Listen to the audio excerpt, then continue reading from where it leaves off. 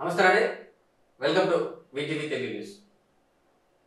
ఆంధ్రప్రదేశ్ రాష్ట్ర ఉప ముఖ్యమంత్రి పవన్ కళ్యాణ్ గారి క్రేజ్ ఎక్కడా తగ్గడమే లేదు. ఈరోజు ఆయన ఉప ముఖ్యమంత్రి హోదాలో ఉన్నప్పటికీ ఆయన అభిమానులు, ప్రజలు ఆయన వస్తున్న సందర్భంలో పెట్టే కేరింతలు ఆయన ముగ్ధ మనోహరంగా మారుతున్నాయి.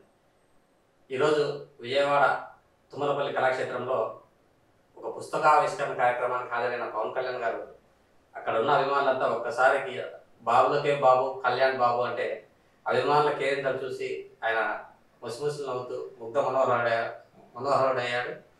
వారి ఆనందానికి అవధులు లేకపోవడంతో ఆయన సంబరంలో మునిగిపోయారు. ఇందుకు సంబంధించిన విజువల్స్ కూడా ఉన్నాయి.